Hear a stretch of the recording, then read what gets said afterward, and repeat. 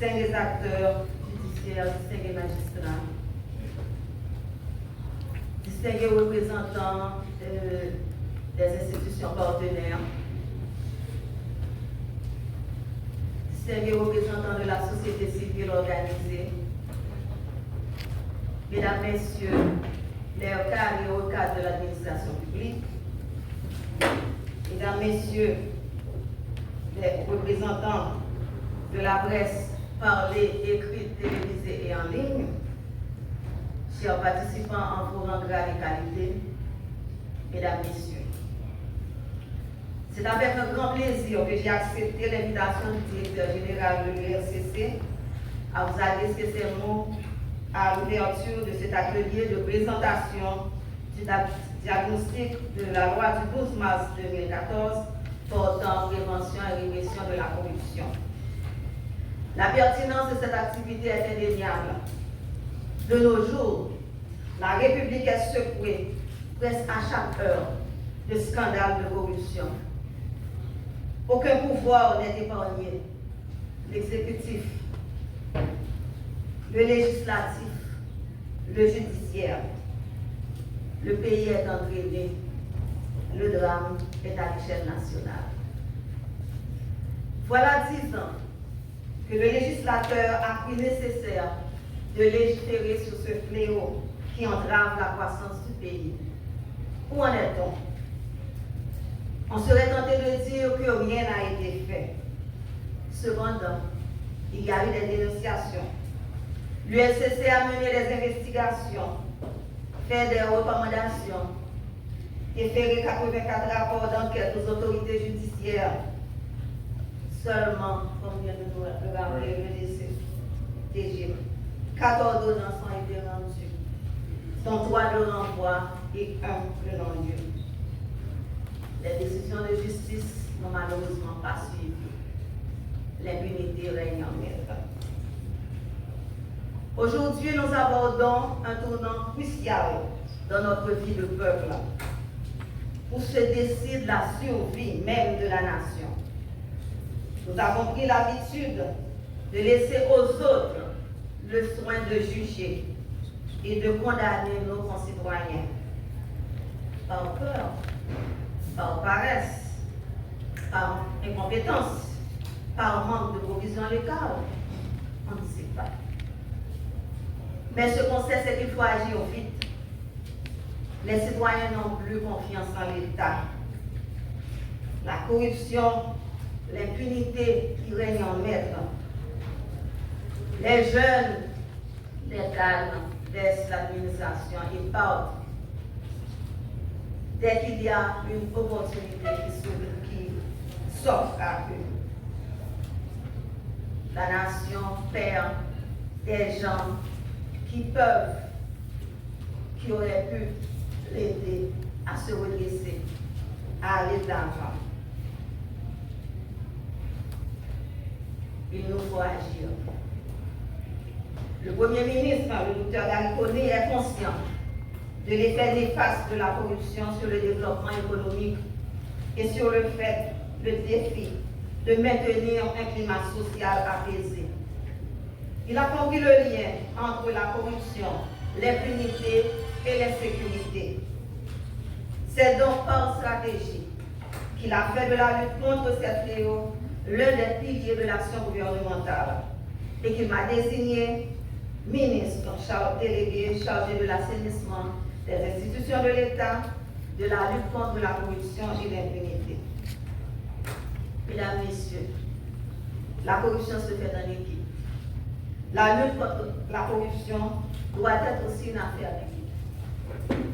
L'URCC, en plus de coopérer avec les institutions partenaires comme le CREF, le CONAL, BAF, l'IGF,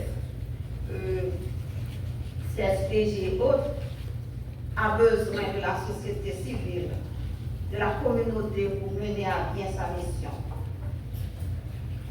La corruption engendre la pauvreté et la pauvreté facilite la corruption. L'État ne doit plus être vu comme une vache à lait choix papa. Chaque monde a fait un coup. La fonction publique ne peut plus être un espace qui permet de récompenser pour les services rendus. La plupart du temps, on entend, dans la société, tout le monde l'entend, chaque jour, il y a une cabine à une église. C'est pas l'autre qui bat. Dans l'État, on va de manger pour contre. Qui donc, la corruption, la plupart du temps, est dénoncée lorsque on n'en va servir. Ce n'est pas le volaire qui problème la plupart du temps, c'est l'homme manger pour contre. Ce que j'ai dit, tout le monde le sait, c'est institutionnalisé. Ça devient la culture de l'administration publique.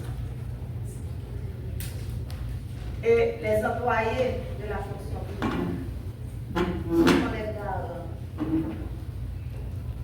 déjà de cette lutte, de ce combat contre la corruption. On parlait tout à l'heure de la prévention. Ça doit se commencer déjà dans le travail qui se fait, dans la capacité qu'a chaque acteur, chaque agent de la fonction publique, non seulement d'agir dans le respect de la législation, dans le respect de ses attributions, mais aussi en toute transparence, de façon à produire à la société les services dont il a droit. Haïti, le niveau de pauvreté dans lequel croupit la population n'est pas une malédiction. C'est la conséquence de la mauvaise gestion des finances de l'État. Les agents publics particulièrement doivent comprendre leur rôle dans la lutte contre la corruption. Si le pays apprend ça, ce n'est pas malédiction. Ce n'est pas rien nous faire la payer. C'est finir pour finir avec voler l'État pas voler. Ce n'est pas payer à pas de chance. C'est nous-mêmes qui vous dit que désormais, chaque monde a mis participation pour avancer. Parce que chaque monde sont acteurs, dans quel que soit le niveau, dans quel que soit positionné, sont acteurs pour lutter contre le phénomène de la corruption. C'est plus que jamais le moment, car cette situation de dénonciation, de sanctions à l'international joue un rôle inhibiteur. On n'agit plus ouvertement comme autrefois. Les institutions en charge de combattre ce fléau doivent profiter de ce momentum. Les conditions sont réunies. Le gouvernement en a fait son cheval de bataille. La population en a marre et demande d'agir. Elle se décide à coopérer.